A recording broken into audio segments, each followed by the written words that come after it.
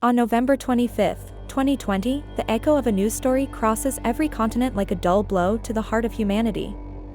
From the skyscrapers of Manhattan to the alleys of Buenos Aires, from the deserts of Arabia to the ice of Iceland, the news converges on a single, terrible certainty: Diego Armando Maradona is dead. The man who with a ball at his feet made the powerful tremble and the poor cry, the idol who seemed eternal, has passed away.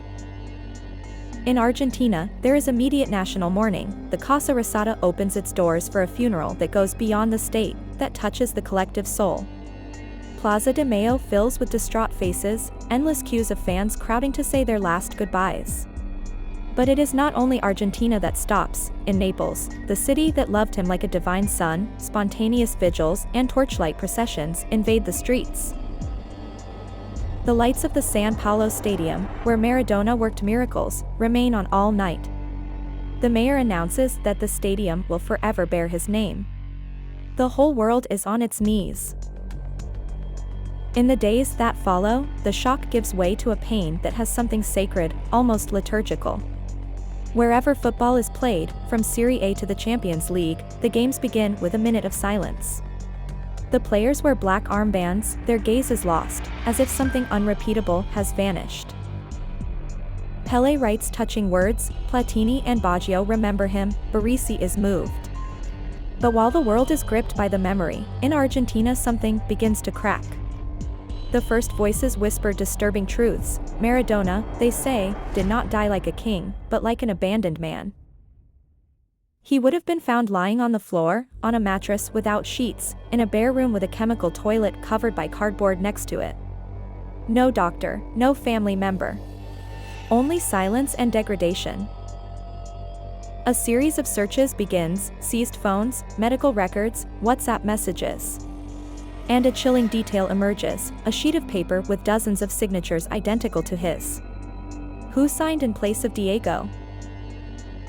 The investigation takes shape like a shadow that lengthens over those cursed days. 8 people, including doctors and health workers, are sent to trial. The charges are serious: negligence, failure to provide assistance, abandonment. Those who should have cared for him, perhaps left him to die. But what really happened in the last days of the Pibe de Oro's life? How is it possible that a world icon, a man who enchanted stadiums and uplifted peoples, was left alone, in a dirty room, to slowly fade away? Thus begins a dark journey into the heart of Argentina, where the lights of the show go out and only the silence of truth remains. Shadows and Secrets takes you into those days, to tell not only the death, but the final ordeal of a man who seemed immortal.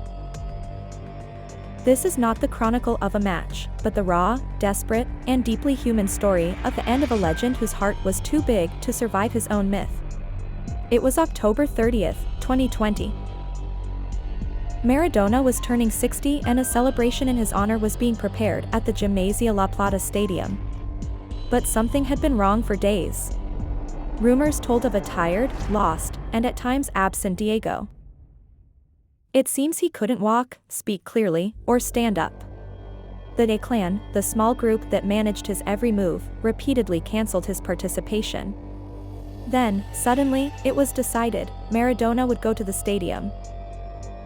They load him into a van, escort him to the entrance, but there an argument breaks out: Diego can't stand up on his own. To keep him awake, he would have drunk 4 cans of energy drink and a coffee. It's not enough. 2 men grab him under the arms and hold him up. When he enters, the stadium is empty. No fans, just silence and concrete. He walks in small steps, uncertain, like a frail old man, light years away from the god of football that the world remembered. Having reached the center of the field, Maradona lets go of the hand of one of the 2 companions to greet the few people present. But immediately afterwards, hesitantly, he seeks support again. It is a brief, almost invisible gesture, but it tells everything: the king can no longer stand. It's a moment, but it seems like a century. Maradona, symbol of power and magic, now shows only fragility. Someone gives him a plaque, another lowers his mask to take a photo. He remains still, his face tense, his gaze lost in the void. A man hugs him, breaking all protocols. No one protests, even the virus seems to give in to that sadness. Then they accompany him to sit on a plastic chair, placed near the bench.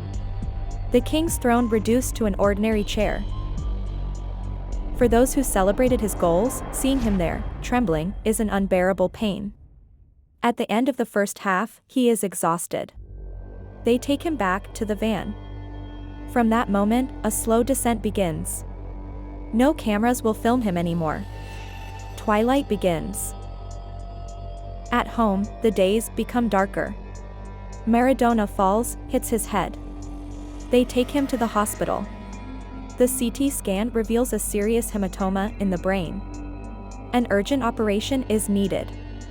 Leading the way is Leopoldo Luque, the champion's personal doctor. Luque is well known in the entertainment world. He loves the spotlight. He appears before the press, he speaks of a great success.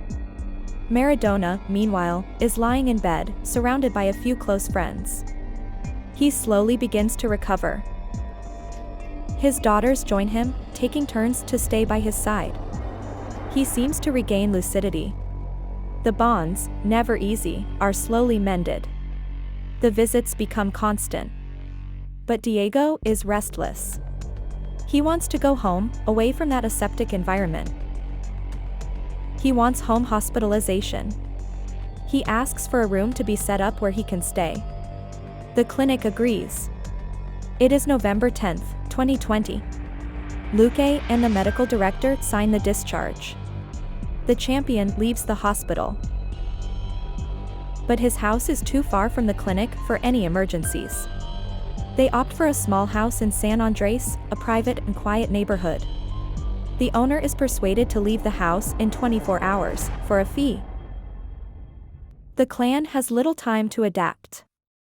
Maradona cannot handle the stairs. They prepare a room for him on the ground floor, without a bathroom. They put a chemical toilet, covered with cardboard, and a mattress on the floor. No privacy. No dignity. When she arrives, she asks for a cigar. A nurse tries to approach, but Diego angrily pushes her away. She is ordered to stay in the garden. Then, even locked in the car. From there she will have to prescribe the daily treatments. A few people revolve around him: Johnny Esposito, his trusted nephew, the cook Momona, the villa's caretaker, the psychologist Carlos Diaz, the psychiatrist Agustina Kosachov, the nurse Diana Madrid, and, always present, Leopoldo Luque. At first, things seem to be going better. His daughters visit him, talk to him. But soon Maradona closes himself off.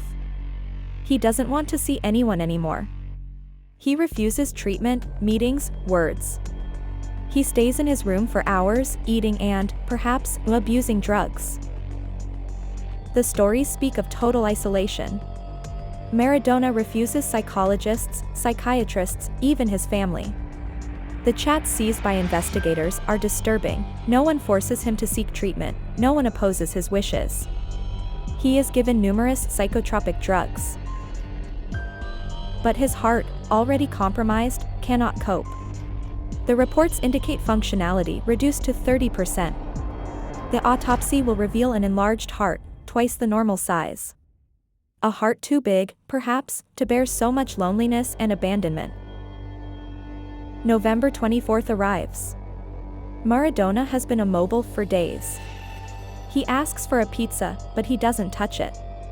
He leaves it there, like a forgotten object. He is a lonely man, holed up in his room, with only his shadows for company. The next day, at 8 in the morning, nurse Diana Madrid starts work. She can't come in. She waits outside. Kosachov and Diaz speak on the phone. They decide to go see him. They knock twice. No answer. They call Johnny Esposito and his personal assistant. They hesitate, fearing Maradona's reaction. Finally they enter. Diego is lying on his back, his arm dangling. They talk to him. Nothing. Johnny touches his arm. He is cold. The race against time begins. The nurse is called, she gives orders. They try to resuscitate. The assistant calls Luque. He, after 30 seconds, calls the ambulance. His voice is calm. He only says that it is a man of about 60 years old. The ambulance takes 30 minutes to arrive. Attempts at resuscitation fail. At 1:16 p.m., Diego Armando Maradona is officially dead. In a bare room, on a mattress on the floor, next to a chemical toilet closed with cardboard. The whole world, shortly after, learns the news. The fans gather in grief.